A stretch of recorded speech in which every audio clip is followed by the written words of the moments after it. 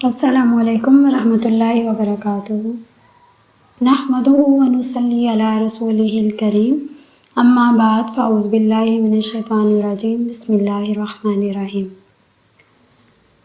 آج ہم برائی کے بارے میں دیکھیں گے کہ برائی کے بارے میں ہمارا رویہ جو ہے نا وہ کس طرح کا ہونا چاہیے، اور اس میں ہم جو تذکرہ دیکھیں گے وہ بنی اسرائیل کا دیکھیں گے۔ بنی اسرائیل کون قوم تھی؟ بنی اسرائیل جو تھے حضرت موسیٰ علیہ السلام کی قوم تھی، اور حضرت موسیٰ علیہ السلام وہ تھے جن پر اللہ تعالیٰ نے تورات جو ہے وہ اپنی الہامی کتاب جو ہے نا وہ اس کو نازل کیا تھا، اور ان کا جو ہے وہ رویہ اور ہمارا بھی برائی کے بارے میں رویہ کس طرح کا ہونا چاہیے، یہ اس سے ہم دیکھیں گے۔ اور اس کے لیے ہم حوالہ جو ہے وہ قرآن مجید کی آیت سورۃ المائدہ کی آیت نمبر 79 جو ہے نا وہ اس کو ہم دیکھیں گے۔ کانوا لا یتناہون عن منکر فعلوا لبئس ما کانوا یفعلون۔ وہ ایک دوسرے کو اس برائی سے منع نہیں کرتے تھے جس کو وہ کر لیتے تھے، اور یقیناً بہت ہی برا ہے جو وہ کر رہے تھے۔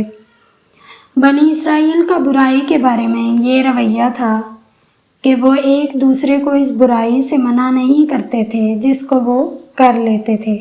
وہ خود بھی برائیاں کرتے تھے اور دوسروں کو بھی برائیاں کرنے سے نہیں روکتے تھے، اور برائی کو دیکھ کر اس پر خاموشی اختیار کرنا بھی برائی ہے کہ اگر ہم بے شک یہ کہیں کہ مصلحت کے تحت ہم خاموش رہے ہیں کہ اگلے کو برا لگے گا، یا اگلا جو ہے وہ اس کی نیچر اس طرح کی ہے کہ وہ لڑ پڑتا ہے یا اس طرح سے، چاہے کچھ بھی ہو، لیکن برائی کے اوپر خاموشی اختیار کرنا بھی بالکل اسی طرح ہے جیسے کہ وہ برا کام کرنا ہے۔ جس طرح برائی اور معصیت یعنی نافرمانی کے کاموں سے رکنا ہمارے پہ فرض ہے، اسی طرح برائی کرنے والوں کو روکنا بھی ہمارے پہ فرض ہے کہ اگر ہم اس موقع پہ موجود ہیں تو ہم اس طرح ہوں گے جیسے کہ ہم بھی اس کے ساتھ برابر کے شریک ہیں، اگر ہم خاموشی اختیار کریں گے یا روکیں گے نہیں۔ جو شخص برائی سے نہیں روکتا وہ گناہوں کو معمولی سمجھتا ہے۔ جب برائی سے نہیں روکا جاتا تو شر میں اضافہ ہوتا ہے اور لوگوں میں برائیاں کرنے کی جرات بڑھ جاتی ہے۔ اب یہ اس میں بتایا جا رہا ہے کہ ہم برائی سے نہیں روکیں گے تو اس کی وجہ سے ہمیں نقصانات جو ہیں نا وہ کیا ہو سکتے ہیں۔ وہ یہ نقصانات ہیں کہ برائیاں کرنے کی جرات جو ہے نا وہ لوگوں میں بڑھ جاتی ہے کہ وہ دھڑلے کے ساتھ سامنے لوگوں کے کریں گے کہ ہمیں کون سا کسی نے منع کرنا ہے، یا کسی میں اتنی ہے طاقت یا جرات کہ وہ ہمیں روکے۔ نیک لوگ جو ہوتے ہیں وہ بھی کمزور پڑ جاتے ہیں، پھر وہ برے لوگوں سے مقابلہ کرنے کی قدرت ہی نہیں پاتے۔ جب برائی سے نہیں روکا جاتا تو علم ختم ہو جاتا ہے اور جہالت عام ہو جاتی ہے۔ استغفر اللہ، کہ اللہ تعالیٰ ہمیں اس سے بچائے کہ ہم برائی سے نہ روکیں اور اس کی وجہ سے علم ہی ختم ہو جائے، اور اگر علم نہیں رہے گا تو ہمیں پھر کیسے پتہ لگے گا کہ کیا چیز صحیح ہے اور کیا چیز غلط ہے۔ اور آج ہم لوگ اپنے معاشرے میں دیکھیں کہ ہم لوگ اسی طرح سے کر رہے ہیں، ہر بندہ اپنے لیول پہ اگر جو ہے وہ دیکھے تو ہم لوگ برائیوں کو منع کرنے کے لیے کتنی کی جرات رکھتے ہیں، ہمارے پاس ہم ڈرتے ہی رہتے ہیں۔ ہر بندہ کہتا ہے کہ جو کہیں پہ لگا ہوا ہے اسے لگا رہنے دو، اور لوگ برائی کو پھر قبول کر لیتے ہیں۔ یوں حقیقت ہی بدل جاتی ہے کہ لوگ باطل کو ہی حق سمجھنا شروع کر دیتے ہیں۔ برائی پر جب روکا نہیں جاتا تو لوگوں کے دلوں میں برائی جم جاتی ہے، یعنی مضبوط ہو جاتی ہے۔ وہی رویہ وہ ایک کے ساتھ کریں گے، پھر دوسرے کے ساتھ کریں گے، پھر تیسرے کے ساتھ، اور پورا معاشرہ ہی خراب ہو جائے گا اور لوگ برے لوگوں کی پیروی ہی کرنے لگ جاتے ہیں۔ اللہ تعالیٰ نے برائی پر نہ روکنے کی وجہ سے بنی اسرائیل پر لعنت فرمائی ہے، اور لعنت سے کیا مراد ہے؟ لعنت سے مراد ہے کہ اللہ تعالیٰ اس بندے کو اپنی رحمت سے دور کر دیں گے، اور جب کوئی بندہ اللہ تعالیٰ کی رحمت سے ہی دور ہو گیا تو وہ لعنت کا مستحق ہے، تو پھر ہم اس پر جو ہے وہ کیا امید رکھ سکتے ہیں کہ اللہ تعالیٰ اس کو اپنی طرف سے کوئی خیر جو ہے وہ پہنچائیں گے۔ اور یہ لعنت جو ہے وہ ان پر اس وجہ سے کی گئی تھی کہ انہوں نے امر بالمعروف یعنی نیکی کا حکم دینا اور برائی سے منع کرنا انہوں نے چھوڑ دیا تھا۔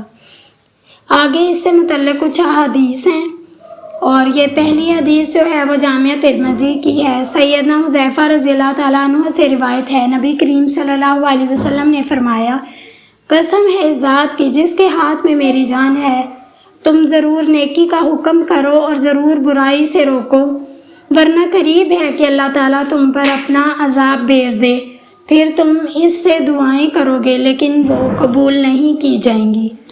اور کیا ہم نہیں چاہتے کہ ہماری دعائیں جو ہیں وہ قبول کی جائیں؟ اور ہمارے ہر بندے کے ساتھ کچھ اس طرح کے معاملات ہوتے ہیں کہ اس کو دعا کی ضرورت پڑتی ہے، تو پھر ہمیں اپنے بارے میں سوچنا چاہیے کہ ہمیں کس طرح کا رویہ اپنانا چاہیے۔ اگلی حدیث طارق بن شہاب رضی اللہ رحمۃ اللہ علیہ سے روایت ہے کہ عید کے دن سب سے پہلے نماز سے قبل جس شخص نے خطبہ شروع کیا وہ مروان تھا۔ ایک آدمی کھڑا ہو کر مروان سے کہنے لگا کہ نماز خطبہ سے پہلے ہونی چاہیے۔ مروان نے جواب دیا، وہ دستور اب چھوڑ دیا گیا۔ حاضرین میں سے ابو سعید رضی اللہ تعالیٰ عنہ بولے، اس شخص پر شریعت کا جو حق تھا وہ اس نے ادا کر دیا، اب چاہے مروان مانے یا نہ مانے۔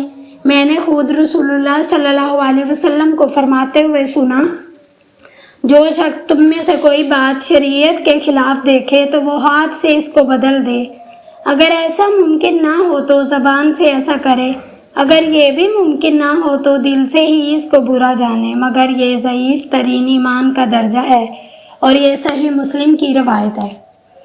سیدنا ابو سعید خدری رضی اللہ تعالیٰ عنہ سے روایت ہے کہ رسول اللہ صلی اللہ علیہ وسلم خطبہ دینے کے لیے کھڑے ہوئے تو جو باتیں کہیں ان میں یہ بات بھی تھی، آگاہ رہو، کسی شخص کو لوگوں کا خوف حق بات کہنے سے نہ روکے جبکہ وہ حق کو جانتا ہو۔ اور یہ حدیث بیان کر کے سیدنا ابو سعید خدری رضی اللہ تعالیٰ عنہ رونے لگے اور فرمایا، اللہ کی قسم ہم نے بہت سی باتیں خلاف شرع یعنی شریعت کے خلاف دیکھی، لیکن ہم ڈر اور خوف کی وجہ سے اس کا شکار ہو گئے۔ اور ابن ماجہ کی روایت ہے۔ سیدنا انس بن عمیرہ کندی رضی اللہ تعالیٰ عنہ سے روایت ہے کہ نبی اکرم صلی اللہ علیہ وسلم نے فرمایا، جب زمین پر گناہ کے کام کیے جاتے ہوں تو جو شخص وہاں حاضر رہا اور اسے ناپسند کیا یا برا جانا تو اس کی مثال اس شخص کی مانند ہے جس نے اسے دیکھا ہی نہ ہو۔